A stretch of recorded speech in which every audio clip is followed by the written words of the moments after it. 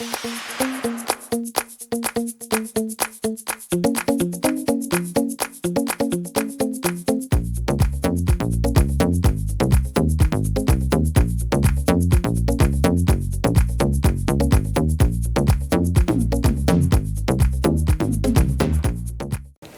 everybody, welcome to church. Here we are in week 2 and hopefully you're doing well. I know I miss you guys, and from what I'm reading on social media, you guys miss church too. Hopefully we'll be together soon. I've asked Trish to put together some songs for us, and so hopefully you've been able to take that in. And there's also a song that fits really well at the end of this talk, and that's Do It Again. And hopefully that'll just work out great for you to take all that in. All right, so our theme last week was letting our faith be bigger than our fear. And hopefully that's still true for you. I want to continue to build on that, but I also want to introduce a brand new focus for us this week. And that focus is this: doors may be closed, but keep your heart open. Doors may be closed, but keep your heart open. And maybe you're wondering, why would I bring and talk about our heart and talk about it in a time like this? Why would we do this? Well, a lot of what I believe is our behavior proves what we believe. And it just flows from our heart. And so it's really important that we figure out what our heart is about. And so if you were, just think back when you were a kid.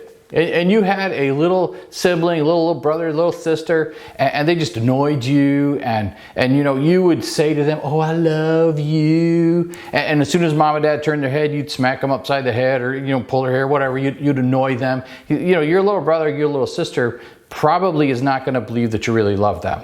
We could say all kinds of stuff, but our behavior proves what we really believe. It's from our heart. What about sharing? Today, as adults, we can say, "Oh yeah, if you need anything, let me know, and I'll be glad to do this or do that." And then somebody comes to actually pick up something, and you're like, "Oh, well, I kind of need that," and we kind of didn't mean it. Or you have a wife that you take out on dates, and you say, "I'll be glad to buy you your own French fries." "Oh no, I'm good," and then eats half of yours. I'm not saying that's not me or anything. And then sharing stuff, there's got to be some exceptions. I'll give you one. Guys, when we say we'll share the remote, there's got to be an exception for that. We got to do our thumb exercises and stay in shape, and well, let's put some seriousness to this. We can say, "I trust God," but if we're freaking out and carrying on all kinds of ways, I don't know that anyone is really going to believe that we trust God. We can say, "God is the director of my life," but if we believe that we're the boss of our life, our behavior is going to show that. We can say, "I love God," but our behavior will prove what we really mean. We can love people, or say we love people, and our behavior will prove what we mean there. See, our heart is so important, and everything flows from our heart. Our first text today comes from Matthew. Matthew was quite a sinner. And he was a tax collector and stealing and robbing people and patting his own pocket. And then something happened. He met Jesus, and Jesus changed his life. And all of a sudden, Matthew became a follower of Jesus. And so the first text that we're going to read today is coming from Matthew. Matthew was a follower of Jesus, an eyewitness, an ear witness, saw and heard everything that Jesus did. And so we're going to pick it up in Matthew chapter 12, the second part of verse 34 and then 35. This is what Matthew says. "For whatever is in your heart determines what you say.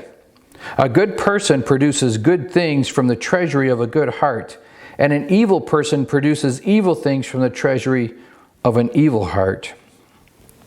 If I were to ask somebody close to you to describe your heart, what would they say? How would they describe you and your heart? Would they say it's a soft heart or a hard heart or somewhere in between?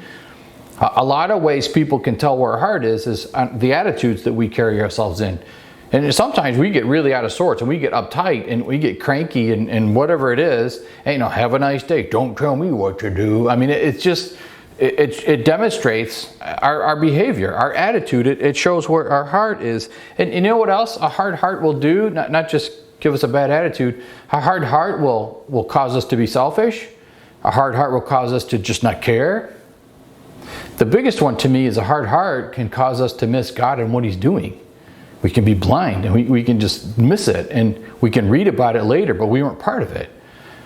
A hard heart can be quite damaging. I want to look at Jesus and the disciples, and we're going to look at their behavior, their hearts, and what it all shows. And I want you to ask yourself as we go through this, who are you more like?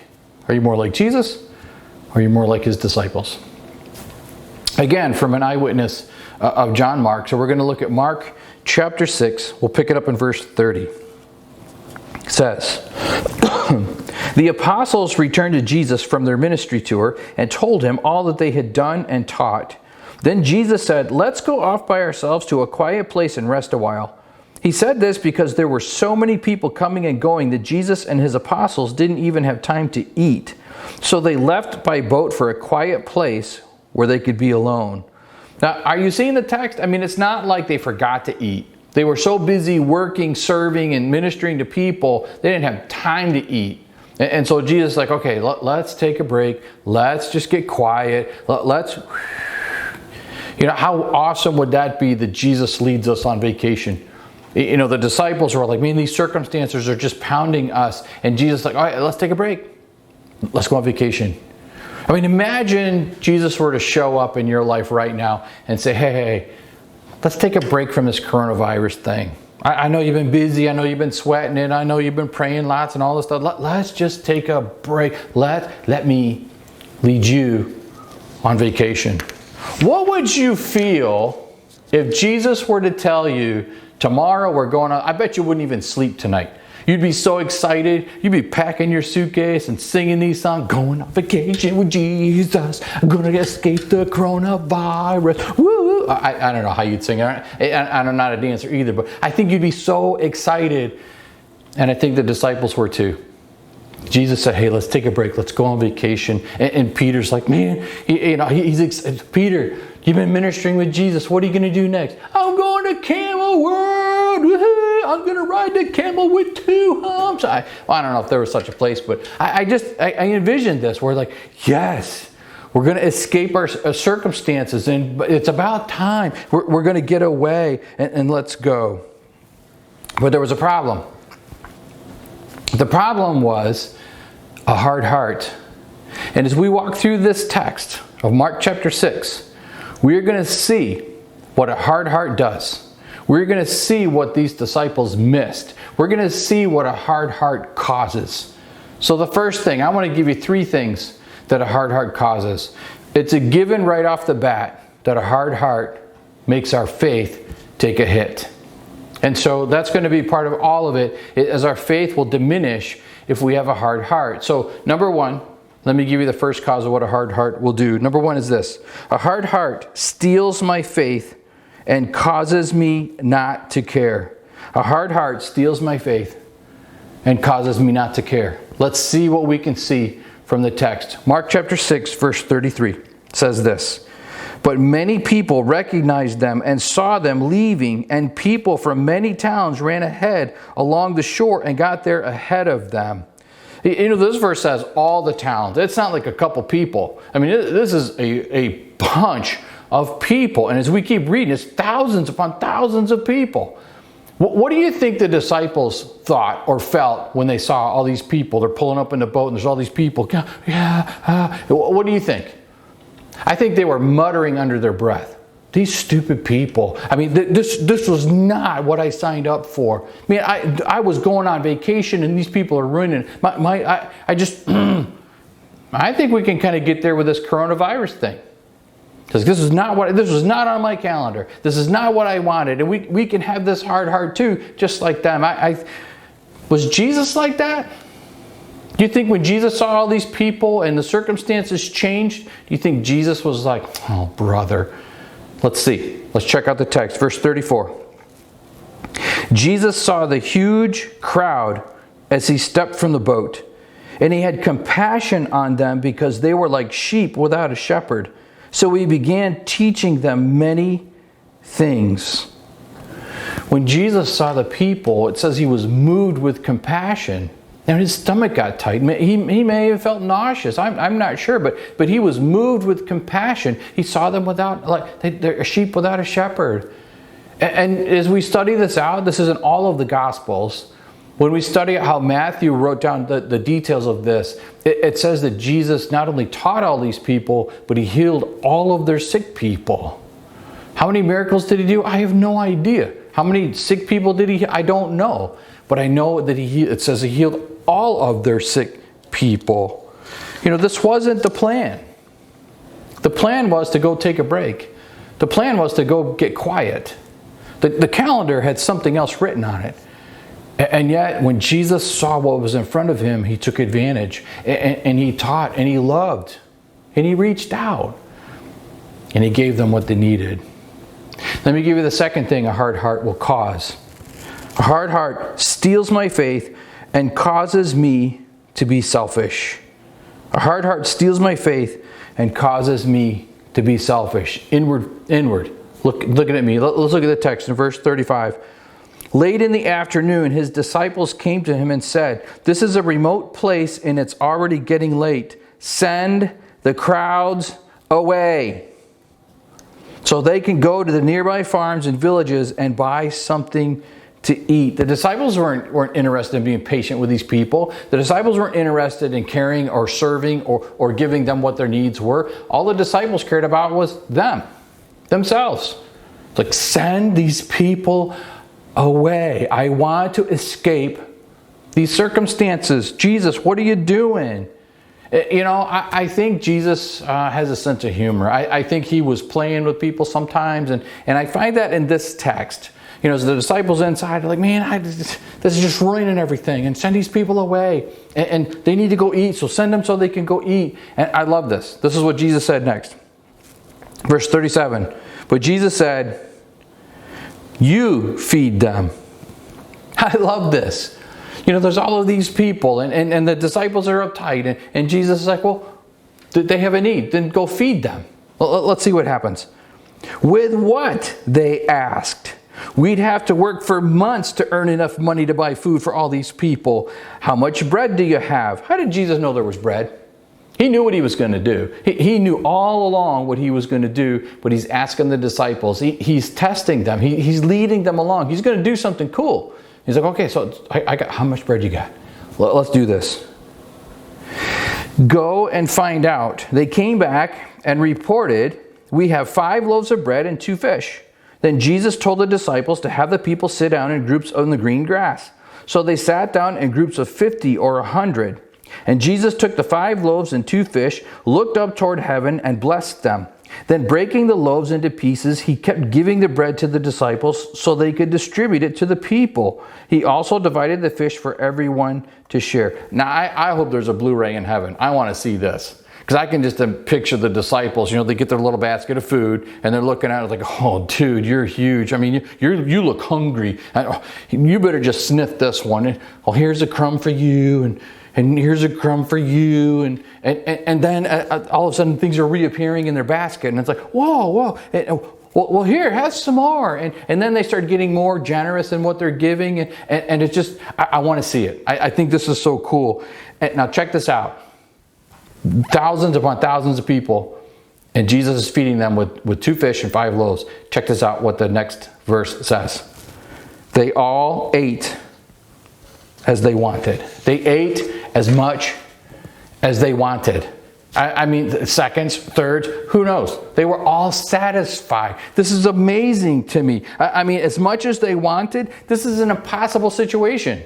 The circumstances were crazy. And yet God showed up in a so big way to feed all of these people.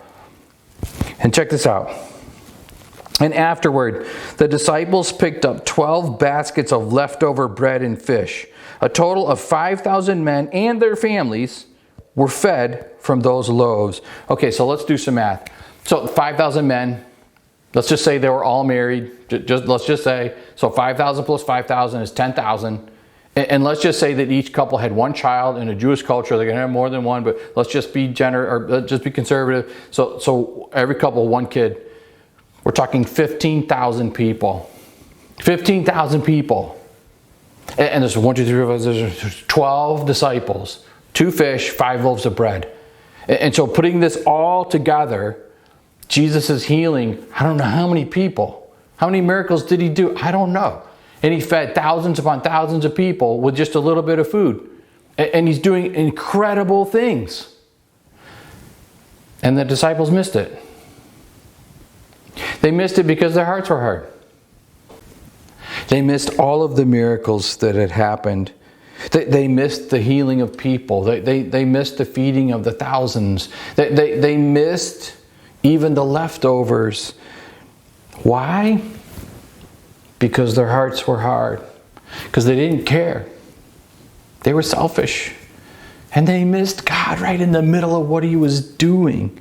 How do I know all of this? How do I know this is true? They are so focused on their circumstances that they wanted to get out.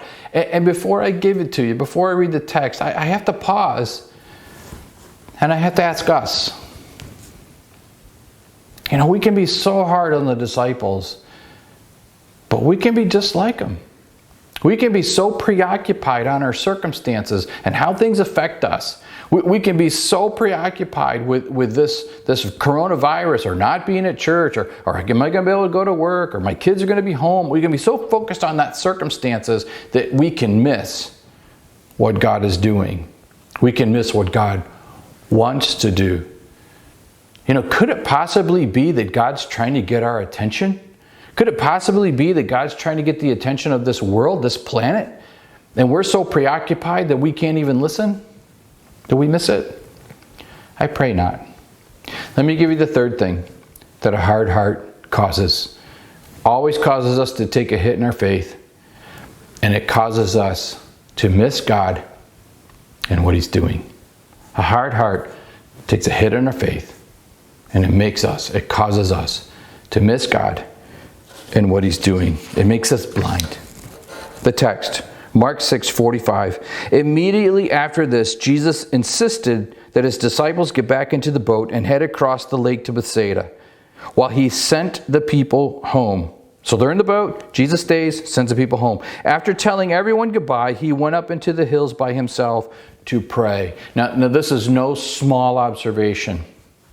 This is Jesus, God's Son, and he knew that his source of strength was talking to God his Father. I cannot just blow past this. We have to take this in. This is an incredible reason for us to pray, because if it was good enough for Jesus, it ought to be good enough for us. We also ought to recognize that our source of strength comes from God the Father. So we should pray. All right, let's continue on.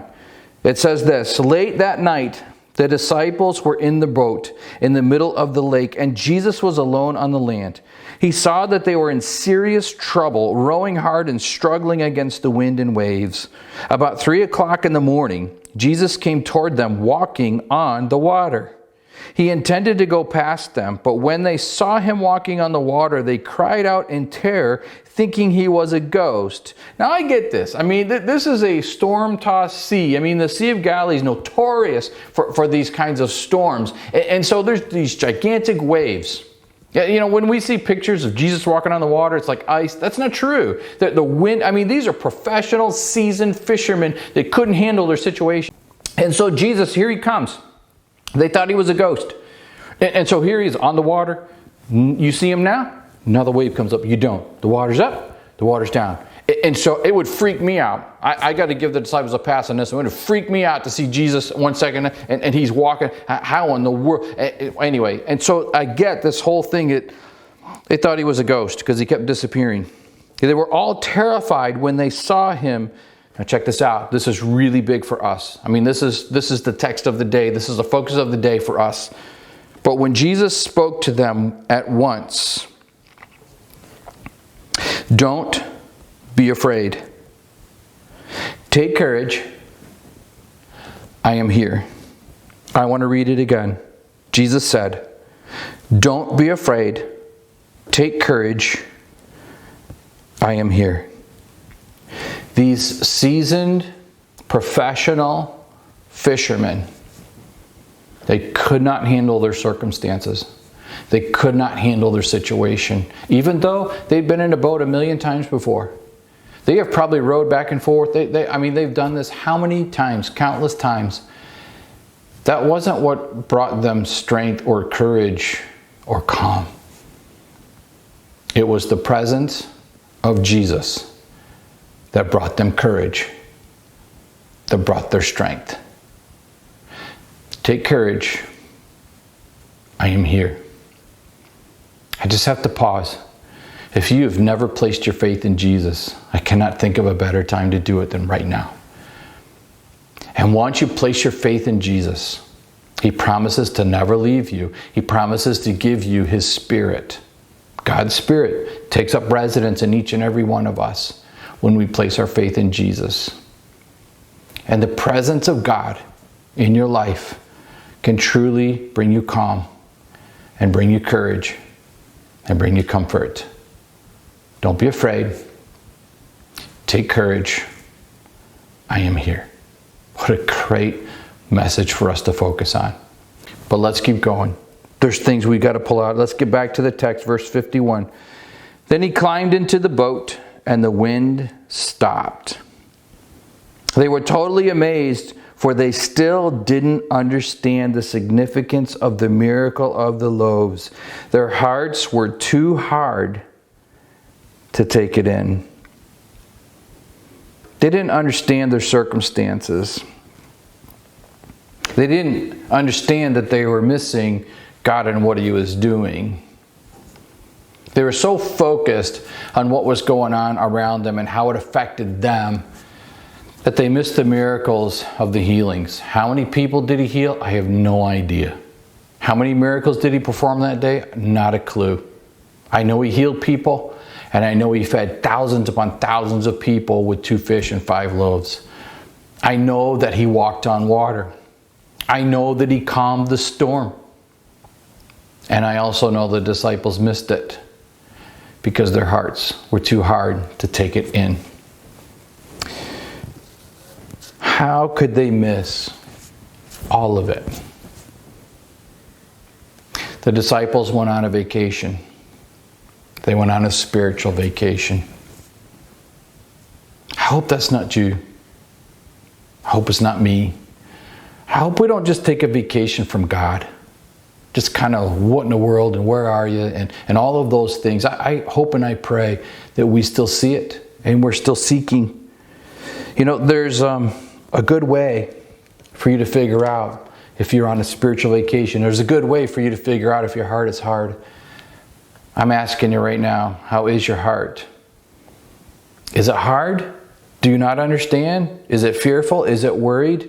All of those things, I'm asking you, maybe you can tell because of your behavior that you just don't care about what's going on or other people, or maybe all you care about is how it's affecting you.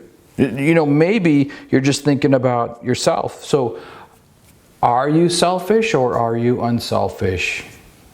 That's the test of your heart. Do you care about yourself or do you care about other people? That's the test of your heart. Are you seeing what God is doing? Are you listening? Are you taking it in? Do you want to see it? That's a test of your heart. So let me go through these 3 things again. A hard heart steals my faith and causes me not to care. A hard heart steals my faith and causes me to be selfish. A hard heart steals my faith and causes me to be blind toward God and what He is doing. I don't know about you. I don't want to miss what God's doing. I don't want to be one of those people that, you know, one day is, oh, there was a great awakening, there was a revival, or God did this, or God did that. And here I was, I'm reading about it because I was so preoccupied that I missed it. I have no idea how long this is going to last. I don't have a clue what we're going to do. But you know what? God does. And I'm going to follow Him. And I'm going to try to discover whatever He has for us to learn. And so I encourage you to do the same. Don't stop looking for God and what He's doing. You know, things are different. They feel scary. I mean, who knows? I mean, I get it. But you know what? God is bigger than this. And if He can calm the storm that He was walking on, He most certainly can calm your heart and calm your mind and calm your life and your family. He can take care of you. So I want to remind you, do what He says. Don't be afraid. Take courage. And remember, He says, I am here. Don't be afraid. Take courage. I am here. All right, so now it's time for you to prove where your heart is. So we've gone through this talk. We've gone through looking at the disciples. We've compared our hearts. Are we more like Jesus? Are we more like the disciples? And that's for you to decide. So now it's time for you to prove where your heart is. This is my challenge right now in this moment. You may be watching this all by yourself. You may be watching this with your family. You may be watching this with a group of people or whatever, hopefully less than 10. Right? Hopefully that you are taking this in and thinking about this. And here's my challenge to you. I want you to find 3 to 5 positive things that you're grateful for. 3 to 5 things that you're grateful for. They're positive things. Hopefully not about you. Hopefully about other things outside that you see God doing. And then I want you to do this. I want you to share them. I want you to post them on social media. And if you're taking a break from social media, email them to somebody. Be vocal about this. Imagine that just by our own efforts of putting out 3 to 5 positive things, if each person puts out 3 to 5 positive things, we could change someone's focus. We could change the fearful hearts into something that can be calm. We can actually be Jesus' representatives on this planet, and we can be part of what He's doing instead of one day reading about what He did. This is your test. Say something to somebody. 3 to 5 positive things. Going through the drive-thru, coworkers, your family, your pastor. I would love to take it in and just be encouraged by what you're praising God for. I'll take it. Imagine with me that if we all did this, if we all broadcast our 3 to 5 things, every person, right down to the last woman, man, and child. Imagine that we put it out there and we can change someone's outlook just by proclaiming what God is doing. Keep your hearts open. Remember, doors may be closed, but keep your heart open. Let's pray together. Father, I praise you. I praise you that you are the one that can bring calm to all of this. I praise you that you are the one who can walk on a storm and bring calm. I am grateful for all of the things that we learned from our text today. And I am asking you, help us not to have a hard heart. Help us not to be selfish. Help us to not just care about us only or to just not care about anything. Help us to not miss what you're doing. God, I don't want to read about what you've done. I want to be part of it. And I want my church family and all of those listening and taking this in, I want us all to be part of what you're doing. And so please don't let our hearts get hard. Help us to climb on top and to make sure our faith is bigger than our fear. And Father, we need help as we see things close, we see things change, we see how it affects our families. Help us to keep our hearts open to you. I pray that you use us in a mighty way, that we are right in the middle of what you're doing and you're propping us up. Help us to not forget as we go through this journey of life this week, just what Jesus said to all of us. Don't be afraid. Take courage because you're here. I thank you and I praise you for who you are and what you're going to do. In Jesus' name I pray. Amen. God bless you.